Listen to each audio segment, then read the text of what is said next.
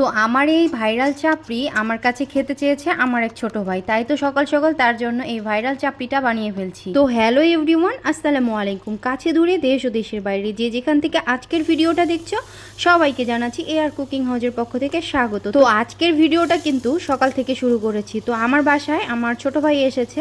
তো ছোট ভাই সকালে বলতেছে যে তোমার সেই ভাইরাল চাপড়িটা একটু বানাও, আমি খেতে চাই। তো যাই হোক, ছোটো ভাই আর কেউই না, আমার হচ্ছে হাজব্যান্ডের ছোট ভাই। তো আমারও ছোট ভাই। তো যাই হোক, তার জন্য একটা বানিয়ে নিলাম আর আমার জন্য একটা বানিয়ে নিলাম, আর এর সাথে বানিয়ে নিয়েছি দুধ চা। তো যাই হোক, আমরা হচ্ছে সকাল সকাল এই নাস্তাটা দিয়ে আজকে নাস্তা করব। তো যাই হোক, এই নাস্তাটা কিন্তু শীতের দিনে সকালবেলা আসলেই ভালো লাগে। এর ভিতরে কাঁচামরিচ, কাঁচা পেঁয়াজ আর ধনিয়া পাতা দিলে আসলেই খেতে ভালো লাগে। তো যাই হোক, আমরা নাস্তাটা খেয়ে আমি হচ্ছে রান্নাবান্নার দিকে চলে গেলাম। তো এখানে আমি হচ্ছে মাছ ভেজে নিচ্ছি। আজকে হচ্ছে সব তরকারি আর সব কিছু আমার মনের মতো রান্না হবে। তো যেহেতু আজকে আমার বাড়িতে ভেজাল নেই, তো আমি যেভাবে রান্না মানে পছন্দ করি সেভাবেই আমি রান্না করব। তো এই তো আমি মাছটাকে ভেজে নিয়ে আজকে হচ্ছে এই মাছটাকে ফুলকপি বেগুন টেগুন দিয়ে রান্না করব। তো এটা শীতের সবজি দিয়ে রান্না করব বন্ধুরা। আর এভাবে মাছ ভেজে শীতের সবজি দিয়ে কিন্তু হচ্ছে রান্না করলে আসলেই অনেক ভালো লাগে। তো এই তো এইদিকে পেঁয়াজ মরিচটা ভেজে নিচ্ছি। আর আমার ছোটো ভাই আমাকে বলছে যে দাও আমি তোমার হচ্ছে লাউটা কেটে দিই। আসলে লাউটা অর্ধেক খেয়ে ফেলা হয়েছে, আর হচ্ছে অর্ধেক হচ্ছে লাউটা রয়েছে। তো আবার হচ্ছে লাউয়ের হচ্ছে খোসাটা আমাকে ছিলে দিচ্ছিল। তো এদিকে লাউটা সে আমাকে গ্রেড করে দিচ্ছে মেশিন দিয়ে। আর এই যে দেখো, রান্না করতে করতে আমার কিন্তু কারেন্ট চলে গিয়েছিলো, যার কারণে গ্যাসটাতে অন করে আমি তরকারিটা হচ্ছে দিয়ে দিলাম। তো এইভাবে হচ্ছে হঠাৎ করে এখন হচ্ছে ইদানিং প্রচুর পরিমাণে কারেন্ট যাচ্ছে। তো যাই হোক, মশলাটা সব কিছু ভালোভাবে ময় মশলা দিয়ে এখানে সবজিটাকে কষিয়ে নিচ্ছি আমি। তো এখানে ফুলকপি, মূলা আর সিম রয়েছে, তো আর আলু রয়েছে। তো এইগুলো দিয়ে আজকে রান্নাটা হবে। তো এইভাবে কিন্তু শীতের সবজি দিয়ে বড় মাছ রান্না করলে কিন্তু খেতে অনেক ভালো লাগে। তো যাই হোক, এইদিকে সবজিটা আমার কষানো হয়ে গিয়েছে। এখন এখানে আমি পানি দিয়ে দিলাম, পানি দিয়ে বলক দিয়ে দিয়েছে, আর ভাজা মাছগুলো দিয়ে দিলাম। তো এই তো ভাজা মাছগুলো দিয়ে এইভাবে তরকারিটাকে একটু সিদ্ধ করতে দিয়ে দিব বন্ধুরা, দেখতেই পাচ্ছ। আর যে সেই লাউটা কেটেছে সে আমাকে সুন্দর করে মেশিন দিয়ে গ্রেট করে দিয়েছে, সেটা আমি চিংড়ি মাছ দিয়ে ভাজি করব।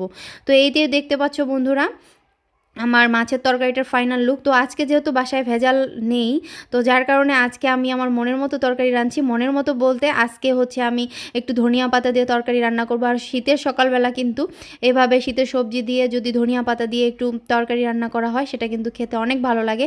তো তোমরা তো সকলেই জানো তোমাদের ভাইয়া ধনিয়া পাতা খায় না, তো তার জন্য আমিও খেতে পারি না। তো যাই হোক, ও নেই, আর এই জন্য আমি ওকে বলছিলাম যে তুমি থাকবে না, তো আমাকে একটু ধনিয়া পাতা কিনে দিয়ে যেও। ও আবার ধনিয়া পাতা আনে দিয়ে গেছে। তো আমি হচ্ছে ধনিয়া পাতা দিয়ে আজকে বড় মাছটা রান্না করছি। তো খেতে মাশাআল্লাহ বড় মাছটা অনেক টেস্ট হয়েছিল বন্ধুরা, দেখতেই পাচ্ছ কতটা হচ্ছে লোভনীয় হয়েছিল। আর বড় মাছ দিয়ে তো ফুলকপির তরকারি বলার বাইরে, যে এটা কতটা মজা এটা তো সবাই জানে। তো এই তো আমার রান্নাটা কমপ্লিট হয়ে গিয়েছে, মাছের তরকারিটা। তো এদিকে আমি আবার হচ্ছে সেই যে লাউটা কেটে রেখেছিলাম, সেই লাউটা আমাকে ভালোভাবে হচ্ছে মেশিনে গ্রেট করে দিয়েছে, সেই লাউটা আমি ভালোভাবে ভেজে নিচ্ছি। তো এই তো পেঁয়াজ মরিচ এখানে দিয়ে দিলাম, এখানে আমি একটু রসুন কুচিও দিয়ে দিয়েছি। আর এই যে চিংড়ি মাছগুলো, তো চিংড়ি মাছগুলো ফ্রিজে ছিল, আমি এগুলো আবার বেছে নিলাম। তো যাই হোক, চিংড়ি মাছগুলো এখানে দিয়ে দিচ্ছি, দিয়ে আমি এখানে সামান্য পরিমাণে একটু হলুদ গুঁড়া আর লবণ দিয়ে দিব, যাতে চিংড়ি মাছগুলো একটু হচ্ছে দেখতে কালারফুল হয়। তো এই তো আমি এইভাবে চিংড়ি মাছগুলো ভেজে নিচ্ছি বন্ধুরা, দেখতে পাচ্ছ। আর এভাবে হচ্ছে লাউ দিয়ে চিংড়ি মাছের ভাজি করলে কিন্তু মাশাআল্লাহ খেতে অনেক ভালো লাগে। তো আমি এইভাবে লাউয়ের ভাজি করে তো বুঝতেই পারতেছিলাম না যে এটা লাউয়ের ভাজি খাচ্ছিলাম নাকি আমি হচ্ছে চাল কুমড়ার ভাজি খাচ্ছিলাম। তো তোমরা এইভাবে লাউয়ের ভাজিটা করতে পারো বন্ধুরা।